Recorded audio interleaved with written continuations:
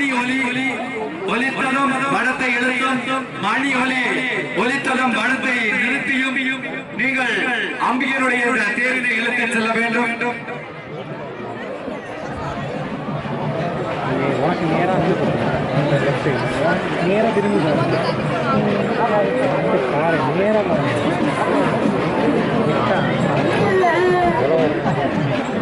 ஒரு சிறு பாடல் நீல நிற தொப்பியும் நாவல் நிற சட்டையும் அணிந்து வேஷ்டியும் அணிந்திருக்கிறார்.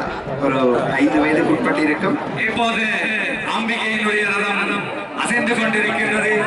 அழகிய தோற்றத்தோடு அம்பிகை ரதத்திலே அமர்ந்திருந்து அழகாக சென்று கொண்டிருக்கின்ற கண்கொள்ளா காட்சியை நாம் கண்டு கொண்டிருக்கின்றோம். அகிலாண்டேஸ்வரியாக அகிலமெல்லாம் காக்கின்ற அன்னையாக எம்பிராட்டி இங்கே ஊர்வலம் வந்து கொண்டிருக்கின்றார். அங்கே வேத மந்திரங்கள், நாத ஒலிகள், மங்கள வாத்தியங்கள், பன்னிசைகள் என்று அங்கே நடைபெற்றுக் கொண்டிருக்கின்றன.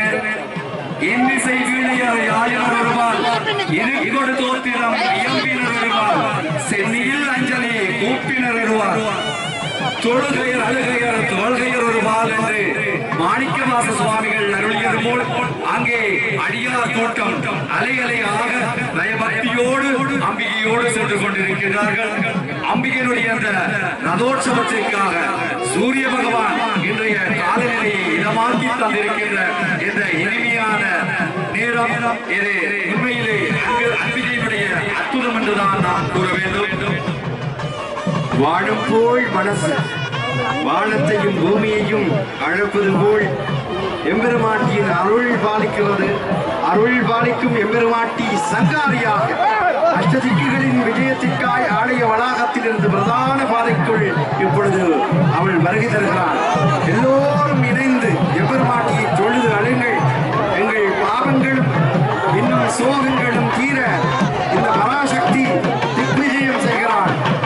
இது வருடத்தில் மகோற்சவ காலத்திலே கட்டுகின்ற பெரும் ஒரு பேரு. எல்லா திசைகளுக்குமாய் செல்லும் எம்பெருமாட்டி எல்லா உயிர்களினுடைய திசைகளிலும் தன்னை பார்த்து ஒரே திசையிலிருந்து கற்பக்கிரகத்திலிருந்து அருள்பாலித்தவள் இப்பொழுது அஷ்டதிக்குகளுக்கும் தன் பார்வையை கடற்கண் பார்வையை செலுத்துகிறார். வெளியேறும் வாயிலை கவனமாக ஐயாவின் அணியை வெளியேற்றுமாறு அங்கே வெளியேற்றும் பொழுது அந்த இடத்திலே ஏற்றப்பட்டவும் நெரிசல்கள் ஏற்படும். ஆகவே ஐயாவிலே அமைதியாக அந்த மரத்தை நீங்கள் வெளியில் எழுதுவதில் மிக கவனமாக எழுதி தயவு செய்து மரத்தை எழுதி செல்லுமாறு கற்றுக்கொண்டோம். முக்கியமாக அந்த வெளியேறும் வாயிலில் நீங்கள் கவனமாக அந்த ரதத்தை எழுதி செல்லுமாறு அன்போடு கேட்டுக்கொள்கிறோம். தயவு செய்து இதை படுத்தி நீங்கள் அமைதியாக செல்லுமாறு அன்போடு கேட்டுக்கொள்கிறோம்.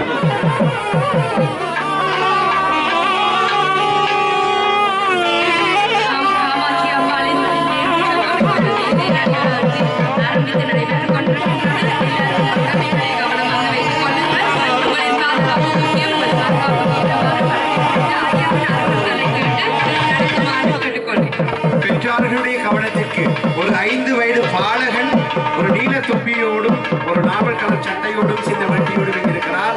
சந்தை பகுதியிலே இருக்கக்கூடிய அங்காடியில் தாயை தகப்பனை அந்த பாதுகாவலை கைவிட்டிருக்கிறார். அவரை தயவு செய்து இந்த காரியாலயத்திலே வந்து அவரை தேர்மட்டிக்கு முன்பாக உள்ள ஆலயத்தில் காரியாலயத்தில் வந்து உங்கள் பிள்ளையை கூட்டி செல்லுங்கள். மட்டும் சொல்லுங்கள்.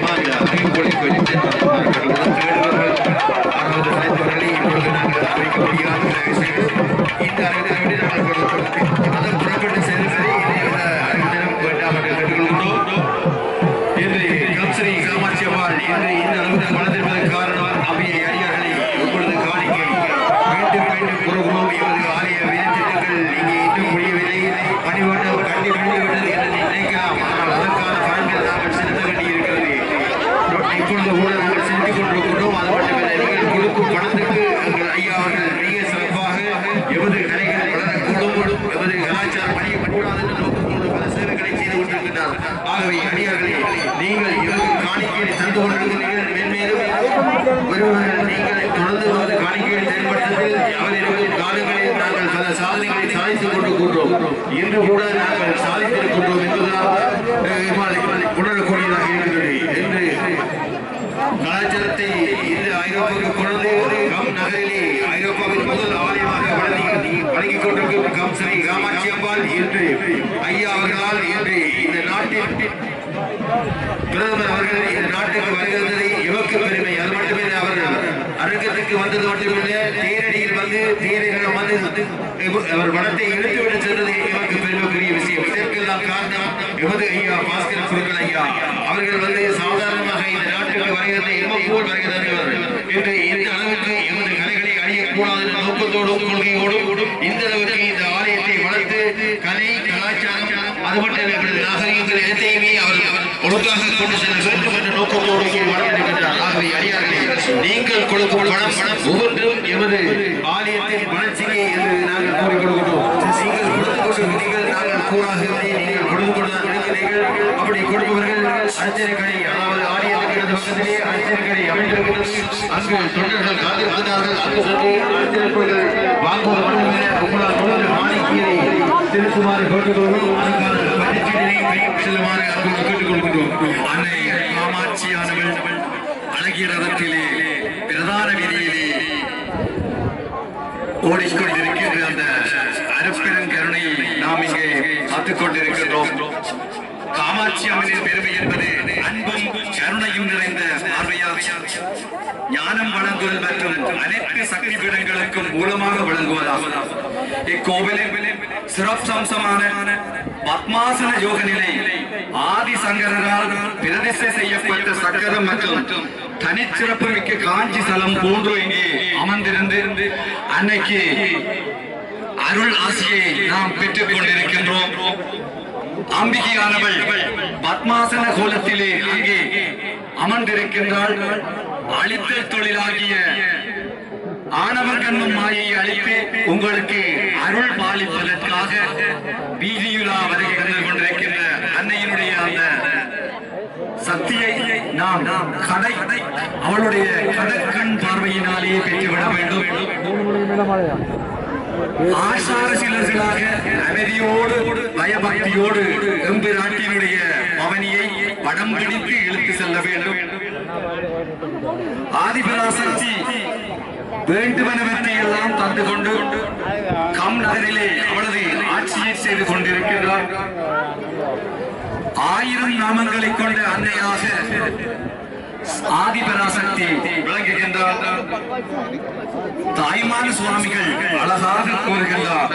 பூரணி புராதனி சுமங்கலே சுதந்தரி பூராந்தரி திரியம்பகி பூங்கவி விளங்கு சிவசங்கரி சகஸ்வதன புஷ்பமிசை வைத்திருக்கும் நாரணி மனாதீத நாதாந்த குணாதீத சக்தி என்று நாமமே உன் நாமம் உச்சரித்திடும் அடியார் நான் உச்சரிக்க வசமோ ஆரணி சடைக்கடவுள் ஆரணி என புகழ் அகிலாண்ட கோடியின் அன்னையே பின்னையும் கன்னியன மறைவேசும் ஆனந்த ரூபமயிலே வாரணியும் இருகொங்கை மாதர்மகள் கங்கை புகழ் வளர் மருவது வையரசி பரைராசருக்கு கண்மணியாய் உதித்தமலை வளர் காதலி பெண்ணுமையே என்று அவளுடைய அந்த 1000 நாமங்களை அழகை அங்கே தாய்மானி சுவாமிகள் எடுத்துக் கொண்டிருக்கின்றார்.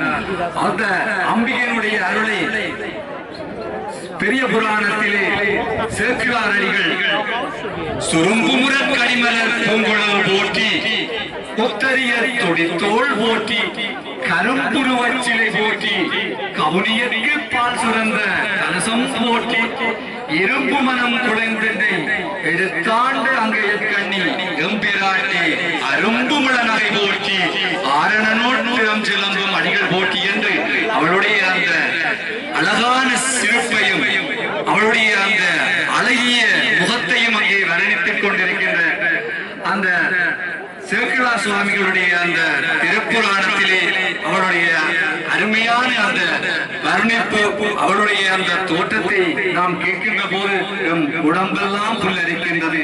1000 கண் கொண்டு அவளுடைய அந்த சக்தியையும் அவளுடைய அழகையும் நாம் அனுபவிக்க வேண்டும். எனவே அடியார்களே, உங்கள் தேவைகளை ஆசைகளை வேண்டுதல்களை வேண்டுவதற்குரிய அன்பான ஒரு அழகான ஒரு இடமாக இந்த காமாட்சி அம்பாள் ஆலயம் அமைந்திருக்கின்றது. எனவே நாம் இந்த காமாட்சி அம்பாள் ஆலயத்தை வளர்க்க வேண்டியது அனைவருடைய தற்பரிய கடமையாகும். உங்களால் என்ற நிதியுதவியை உங்களால் என்ற தொண்டுகளையும் செய்து எம்பிராட்டியினுடைய இந்த ஆலயத்தை வளர்த்து செல்ல வேண்டும். அழகாக நாளடியாரில்